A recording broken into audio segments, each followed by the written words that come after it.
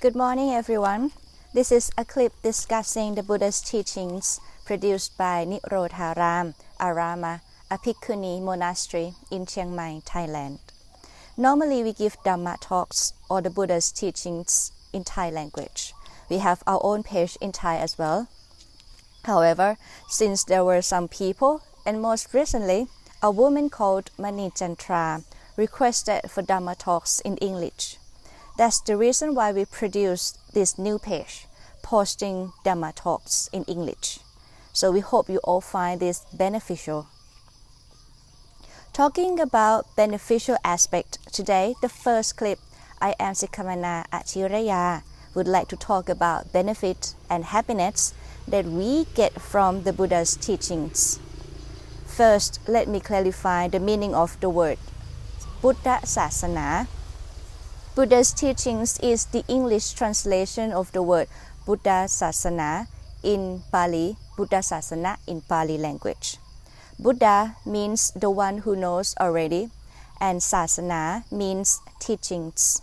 Thus, Buddha Sasana or Buddha Sasana literally means the teachings of the one who knows already. The Buddha can be described as omniscient or sapanyu. He clearly sees the Four Noble Truths, the unsatisfactoriness, the cause or the origin of the unsatisfactoriness, the cessation of unsatisfactoriness, or the state that is no longer suffering, the state that liberates from greed, anger, and ignorance. And the last one is the way leading to the cessation of the unsatisfactoriness.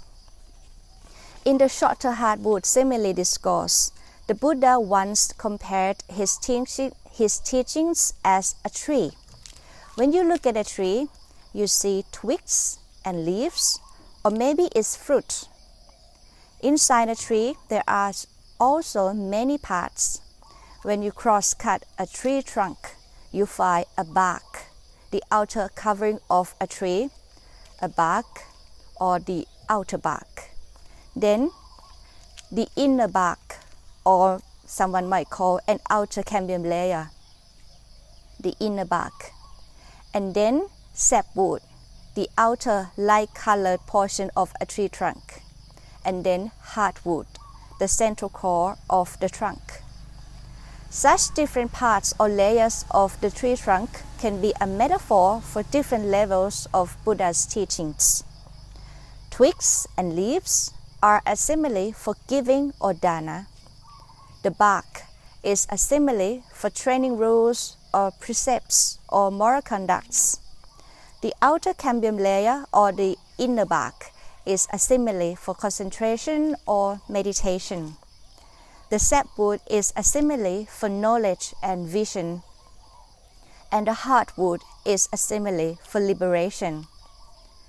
Today, we'll learn more of the relation of these different parts to each other and benefit and happiness that we get from the Buddha's teachings. As I've mentioned earlier, the Buddha's teachings are just like a great standing tree. Of course, the tree can provide shelter for people resting under it. Twigs and leaves can give shade. From that tree, people gain a lot and take benefit in many different levels. Supposing there are people who live in the forest, wanting to find woods to build a house or a secure shelter from danger and bad weather. What they need to find is a large tree.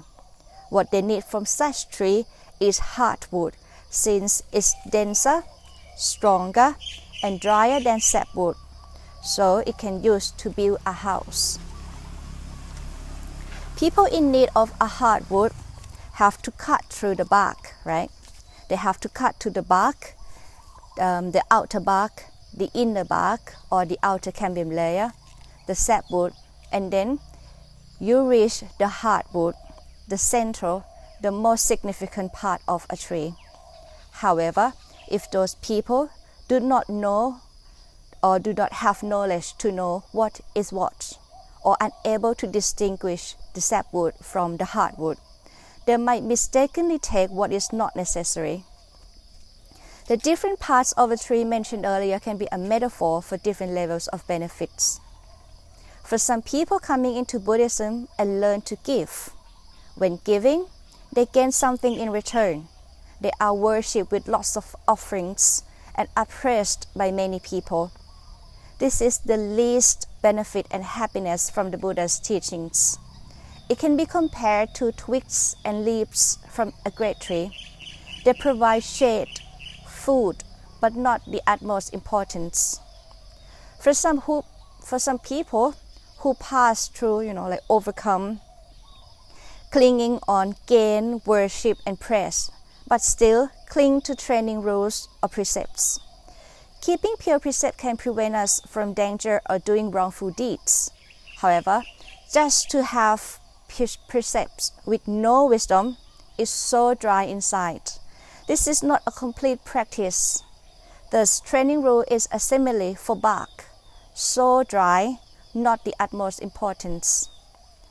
For some people who pass through gain, worship, and praise, keep precepts with wisdom, but still cling to meditation or to have a one-pointedness of mind.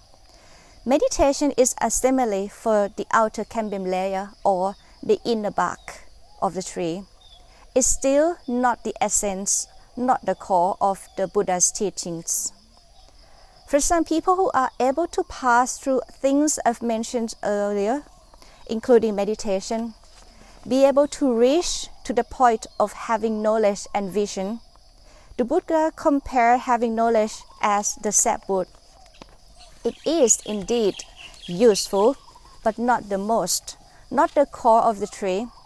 It cannot release us from the endless cycle of birth, death, and rebirth. The core of a tree, heartwood, is a simile for the liberation.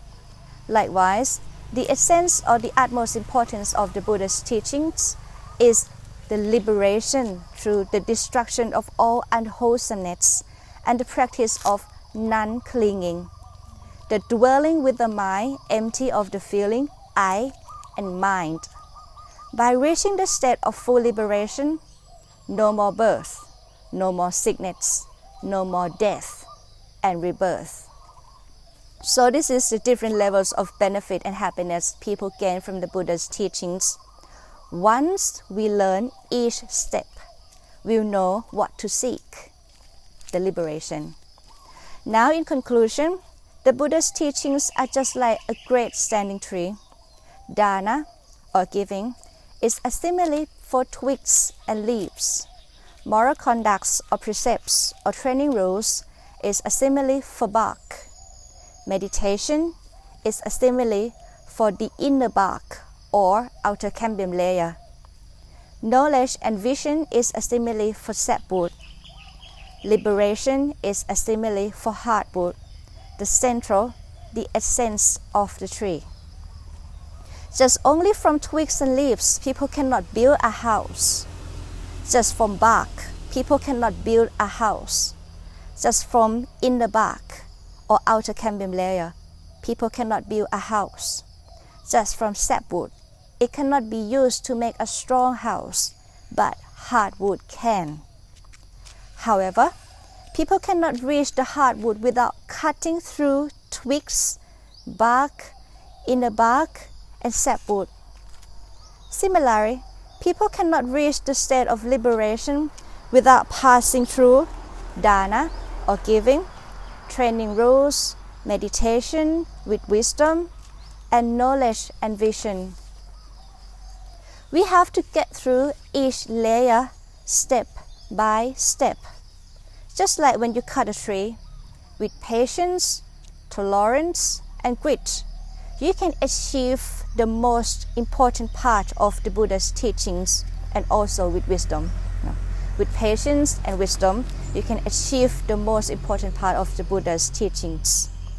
Today, I hope you all learn something and be able to adapt this knowledge to use in everyday life.